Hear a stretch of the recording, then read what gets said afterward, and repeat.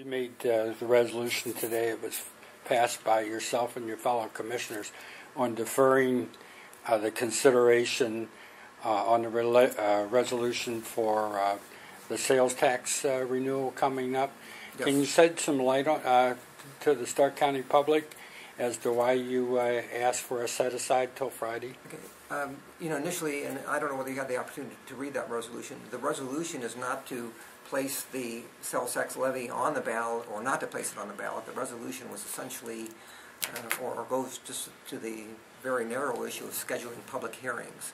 The revised code said that if you are going to place it on the ballot, you have to schedule a minimum of 2 public hearings, and there's dates by which you have to schedule those, and there's scheduling issues that are dictated by the revised code.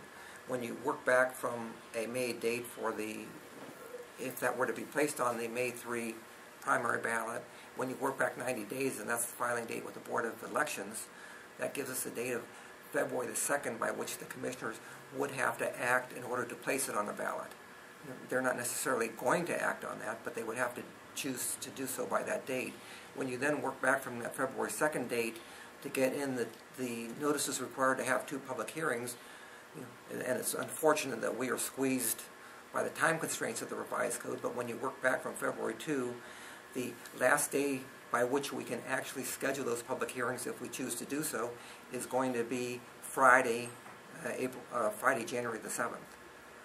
So, okay. Believe it or not, we have to make a decision right now in the first week, of the new Board of Commissioners, which essentially determines whether or not that, so you that just will wanted or will not proceed forward. More time to think it over. Just it gives us 2 more days to investigate it, to make sure that we understand fully, in conjunction with the prosecutor, the precise meaning and timing of those dates and the scheduling of those dates, and it just gives us opportunity to just examine that issue in a little more detail. Okay. But it's a decision that we have to make by Friday, and effectively by Friday, if we put on that resolution and if it were adopted, it doesn't mean that the commissioners are going to vote to place it on the ballot. It just means that they are voting to conduct the hearings. Okay. If it doesn't get done by Friday, or if it doesn't get done on Friday, then that is determinant of the issue, because you can no longer schedule the public hearings which are necessary in time. So again, it's unfortunate, and that's the unfortunate position that we find ourselves in, is that in the first week of a new Board of Commissioners, in the first week of January, we're really being asked or being required by the revised code to decide right here and now whether we're proceeding with or without the issue of the renewal of the sales tax in May. Of course, you individually are on record of favoring putting on the renewal. Is that correct? I'm not on record as to putting it on necessarily in May. I'm on record as saying that I think that at some point in time, and it goes to a lot of issues that are out there. Yes, I've indicated that I will work strongly for the adoption of that sales tax, because I believe that Stark County is in dire need of it. I think that we can function in 2011, as I understand our budget, and as I see our budget hearings and so forth.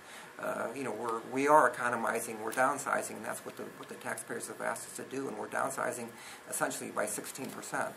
I think that we get through 2011, but we get through 2011, with risks. Mm-hmm. And the risks are associated with, cutting the jail from 500 beds to 300 beds. The risks are associated with, cutting the sheriff's staff by 41 people and so forth. But we can survive and we can function, and we do have a smaller and leaner, government in that period of time.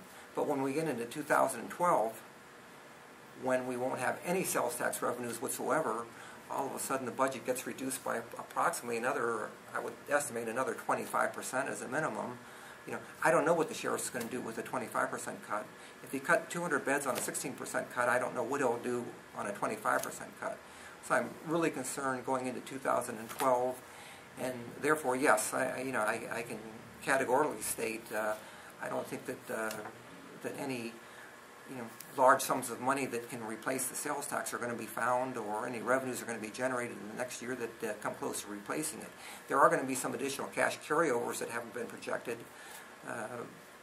but again, those additional cash revenues or carryovers are probably no more than $1 to $2 million, rather more than may have been anticipated. But that $1 to $2 million doesn't cover the $11 million gap that we're going to have going into 2012. So whether it's in May or whether it's in November or at one of those dates, I'm going to work as hard as I can to support renewal of that sales tax, because we need it. The temperament of the public may be, in January of 2011 that they don't want any more taxes. They may not want taxes in May. They may not want taxes in November. I think at some point in time, though, they're going to realize when we see enough cuts and large cuts, which I think are going to be dangerous to the public safety, and I think that we will see those beginning in January of next year. We're going to see, I think, probably a turnaround in the public's belief as to the county's need. And we hope in that period of time, in the period of the next 6 to 12 months, to demonstrate that we are bringing or trying to restore trust and credibility, in the Commissioner's office.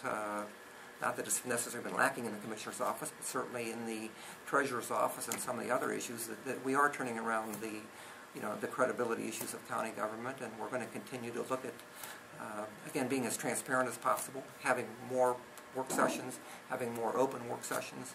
We hope to move some of our sessions out to various townships and municipalities within Stark County, so we get away from just being right here in downtown Canton and right here in the center of this office building. We want to hear more from people, and we want to look at solutions to trying to make government more efficient, and again, hope over that period of time to win over the public to believe that we are doing a better job, we are being good stewards of the money, and convince them that at some point in time, and that point in time in my mind is going to clearly come in January of 2012, that we need a renewal of the sales tax, and that without it we have serious safety issues. I don't know how the court even can cut another 25% from its budget. I don't know how the prosecutor can cut another 25%, and I don't know how the sheriff is going to cut 25%.